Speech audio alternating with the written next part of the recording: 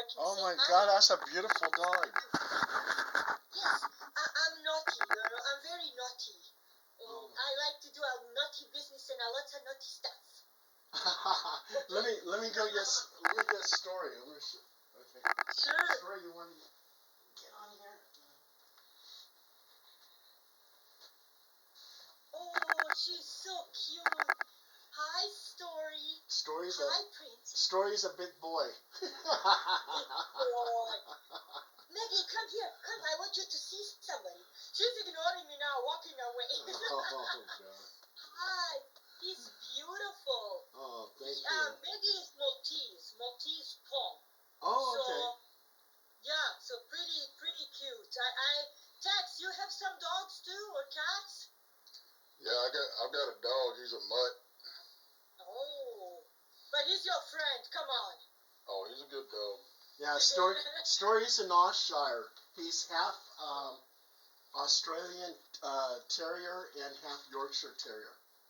Oh, beautiful. I love all of the dogs. Oh, yeah. I grew up with the German Shepherds. My grandpa had a German Shepherd when I was little. So that was basically the dog that I grew. Oh, look at that. This is Champagne. Hi, Champagne. I did see the picture. So adorable. Hi, Champagne. So cute. Oh, Maggie's on her sofa. She's ready for the business. I have a sofa beside my computer, everything set here in the studio. So every show she's here. Oh, that's good. That's good. Every show. But we are so happy, Paul, to have you here. I did talk to Tex, his boss, and the partner in this crime business that we all do together. But when you told me that, I know you do a lot of like paranormal and everything, but when you told me that you did like Jack the Ripper and the rest of the people, I was so impressed. And and I said to Tex, this would be a wonderful gentleman to have on the show, and that's why we are so excited to have you here. And also, too, I have a person I want to turn you on to. He's my He's a Facebook friend. He was on the TV show Inmate to Roommate. And he was actually a friend of the serial killer millionaire Robert Durst. And he wrote a book about it called Sex and the Serial Killer, My Bizarre Times with Robert Durst. Oh, great. Yeah, Do you mind sending me his information, and I will, kind of get connection, and then, Yes, I'm going to do that. That would be great. Yeah, wow. Yeah, I'm going to do that. Yeah. So sometime today, I'm going to send you the link to where he's at. Yes. Okay, yeah. Wonderful. Oh, we are so happy to have you on. We are so happy, excited. Here is getting warmer. We celebrate Easter. My nice fire pit. My mom, they make awesome meals, so we had a good time. So it's great. Oh yeah, and the weather's getting better. All the cowboy ready for business. And is Tex from Texas? Yes, sir. All right, my son lives in Texas. Oh yeah, where at? Yeah, over in Midland, Big Spring, Texas. Yeah, Big Spring. Yeah. Yep. I know it. Yeah, I'm in Fort Worth. Oh, okay. I was in Texas for a short while. I was over in Fort Hood, Texas, for a short while. I spent some time in Fort Hood, Texas. Okay, all right. Oh yeah. I was with Second AD Hell on Wheels, General Patton's Zone, and I actually got to meet General Patton's son. And he walked up to me, and he looked at my boots, and he says, "Did you just polish that with a Hershey bar?" And I was kind of shook up. I was like, oh no. And then when we went out to the field, I got bitten by a spider, so my hand got all swollen up, and I was in the hospital. And here comes General Patton. I said, I need to get out of here, because I saw the Patton the movie where the guy got slapped. I said, I don't want to get slapped by his son. I'm out of here. So. I've been in Houston. That counts. Oh yes. That does count. Yeah, we love Texas. I was talking to Tex and the rest of the crew. Like Texas front porch, just like the SOR, have some amazing crew, amazing people. Like we became really easy friends, like that, overnight, really connected. So we are looking for a small kind of, I should say, more like a recreational spot in Texas. My sister did see a couple in Arizona too, so we're kind of looking. We are, because of course here we have a house, but then there's some people like in my house. That would be my mom thinking, maybe we should all relocate and just move because it's warmer there, But we are thinking, so it's kind of in the air. So we are looking around for something like that because it's just, I think personally it would be mostly because of the weather, nothing else. But we are looking for something like that. Or, my sister also did find the Canadian resorts in Arizona and in the Texas. So we're looking for that. So something that would give us probably a break. But of course here we have a house, and bills to pay and everything. So we'll see if we're gonna, stay here and just go for like something little over there that my mom can go and everything, because she's a senior, or we will sell this and we'll all go together. I'm not sure yet, so it's in the air. Oh yeah. So maybe Texas, I become your neighbor. God help you then.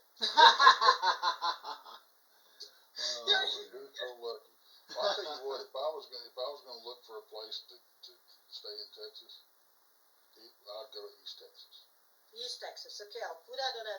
See, I'm writing everything, you guys. I like to, so that way East Texas. Okay. Any particular spots that you think they're pretty good? Well, East Texas down around Lake Palestine and Lake of the Pines, it's absolutely beautiful. That's the Pine Belt. So you get out of the oaks down here and you go into the pines, and so you're looking at pine forest, and there's also some swampy areas, some cypress stumps, down around Caddo Lake, and that's also, it just happens to be an extreme hot spot for Bigfoot activity. Ooh. Maybe we can become a neighbors or something. But as soon as I move in, the guy will move out, I'm sure. I'll tell you what, if you want a quaint little town, yeah, that it's small. It's a small town, but it's absolutely adorable. Mm-hmm. And it's been given the moniker the Bigfoot capital of Texas. Mm-hmm. And it's Jefferson, Texas. That's where they have that big conference every year. Okay. And I think everything is either a B&B or a freaking antique shop down there. But it's got these turn of the century homes and all this kind of stuff down there, and I think all of them are pretty much haunted. Very cool. Actually, Dr. Meldrum was at the conference 2 years ago, and a lot of people don't realize this because he don't say this publicly, but he had a paranormal experience in his bed and breakfast. Wow. But he won't put it out there publicly. Sometimes you don't feel comfortable sharing everything with the public. I personally I'm gonna be honest to you, because the clients that I work with, right, of my other job, because I do a lot of cleansing of the house, people call me. I had lots of experience that I don't talk about it publicly, because I also protect my clients, and also I protect what I do. So kind of bounces back and forth, so that's kind of it. So Tex, you give us a green light. When do you want to go? Me and Paul, we are ready here, and hyper and excited. Maggie is covered with a blankie, so she's all set up. I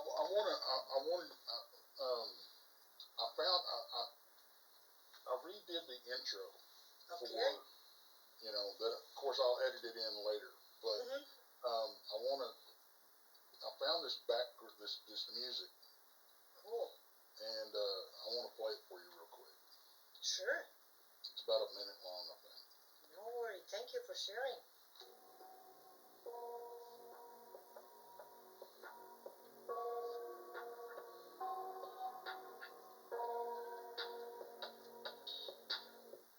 I got nightmares in my head.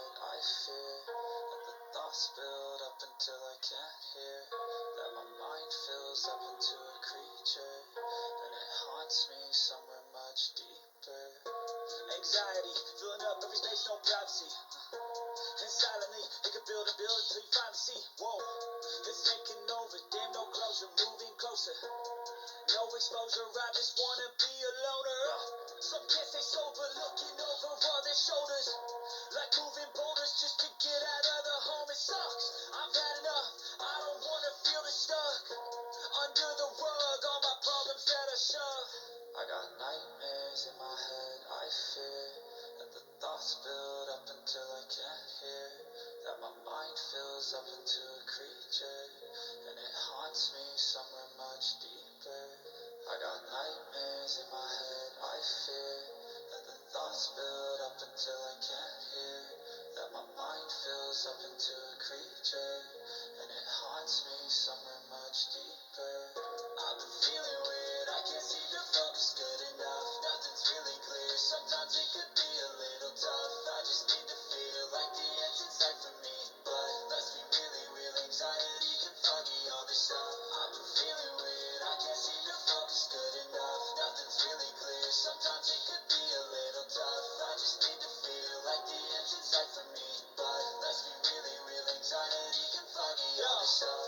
It sucks when you finally feel like giving up, oh God, no luck, everything feels like you're sticky stuck, I'm lost, handcuffed to the bed where I sleep, don't give a fuck, can't stop. Of course, I won't use it all, Yeah, but the chorus that my nightmares, blah blah blah blah. I blah. like that. I Yeah. like that because it's telling about, disturbances in the mind, the darkness, the troublenesses. I kind of like that. I think it's pretty cool. So I thought it It relates. It relates. yeah. Yeah. My mind, I like it. turning into a creature and all that kind of, I'm Oh, like, yeah. that is cool. So, I have an idea that I'm drawing on because I'm thinking about the T-shirt. I'm not good in drawing. You both gentlemen know that. Because of Paul, some of his friends are also going to be inside of my second book about the Count Dracula, including Paul, what I'm really honored about.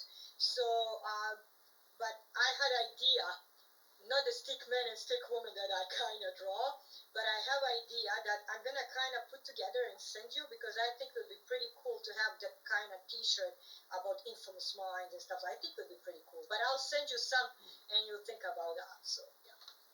yeah, send me a. Hopefully you don't get scared from the T-shirt. What I'll do is I'll talk to what we can do is we can talk to Jason together about the concept and then let him draw it. Yeah, sure, of course. So, Because if I start drawing it, it's going to be like something that you've never seen before. So, yeah, well, if I did it, my grandson could do a better job. So, Same here. but Paul, I don't know how much you know about the way we run it. It's just really a conversation because I'm not really a fan of the hardline interview type thing. I find it more interesting, and I think a lot of people do, that when we start having a conversation, we end up going down rabbit hole after rabbit hole after rabbit hole, because there comes, I like the questions that come naturally. Tex, I got some good stories for you, believe me, and it Awesome. all deals with serial killers. Don't even sweat it. I got some stories. Awesome. We believe you. That's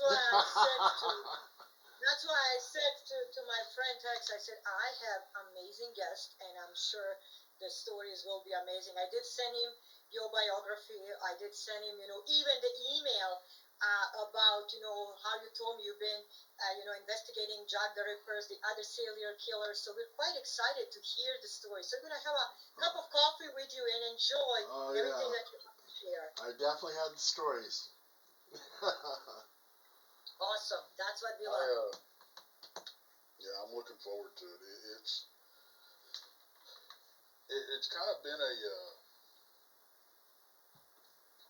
I've been doing this channel for like since 2017, and it started out really as a Bigfoot dogman type thing, and or cryptid type thing, and went off into the paranormal. But I've always been interested in not necessarily the serial killers themselves, but the mindset behind them. You know,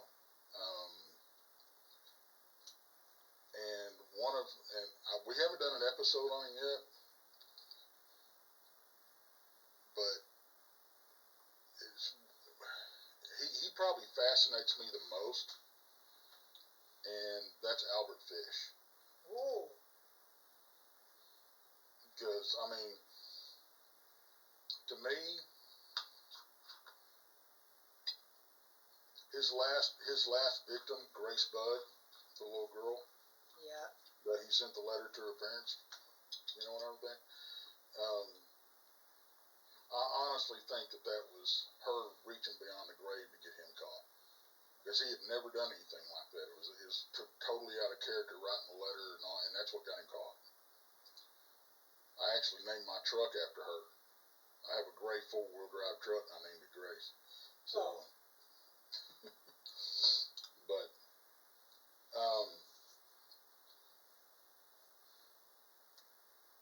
yeah, I guess we'll, Danielle, I'll let you lead us in. Sure, of course. And, because everybody absolutely loves you.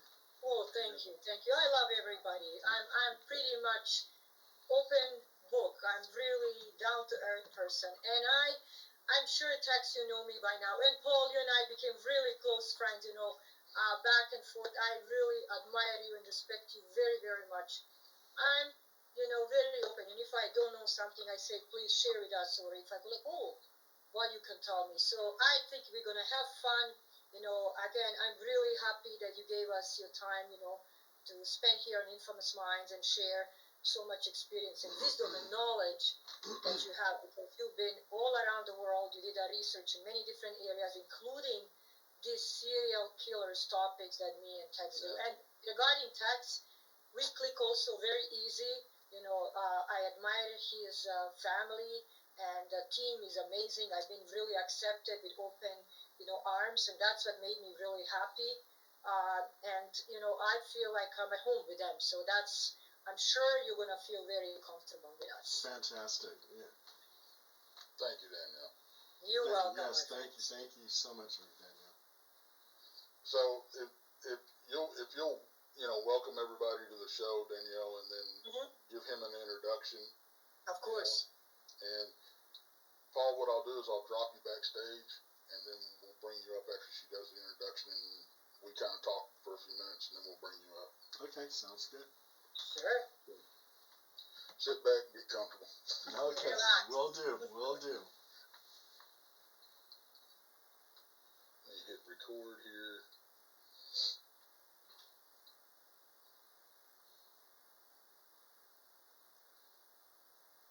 Okay, whenever you're ready, Daniel. Okay. Well, welcome everybody to Infamous Minds. I'm Danielle Diva, and I'm here with wonderful Big Texas. We are here because we want to share really special story with you. Today, we're going to dig into all different kind of theories about serial killers, what draws them to kill, what drove them into this darkness, and we're going to have a special guest for you guys. So don't miss this time with us. It's going to be an awesome ride. Tex, how are you doing today? I'm doing good. I've been looking forward to this ever since you told me about Paul, and then I found out what his experiences, and I'm like, oh, this is a no-brainer. We got to have this cat on. And then just talking to Paul off air for a little bit, it's just I'm excited about this because it's like I said, this has been a passion of mine for a while, and once again, folks, it's not the passion. It's not a passion about the serial killer themselves. I'm not fanboying over serial killers. it's the mindset that drives these people to do these horrific things and honoring the victims. That, to me, that's what it's all about. And it's education and awareness too, because if we can, it's like we said in the last episode, or the first episode, I think it was, that we see these people, the narcissists, the sociopaths and the psychopaths, we see those and meet those and deal with those people in our daily lives. Not all of them are serial killers. But if you can recognize the traits, it could actually help you deal with those types of people in your life. Because I guarantee you, everybody and their dog has ran into at least one. And even if you didn't know it, if you listen to what we talk about, the traits and red flags and everything that we talk about, you may find out that you've ran into or probably know several.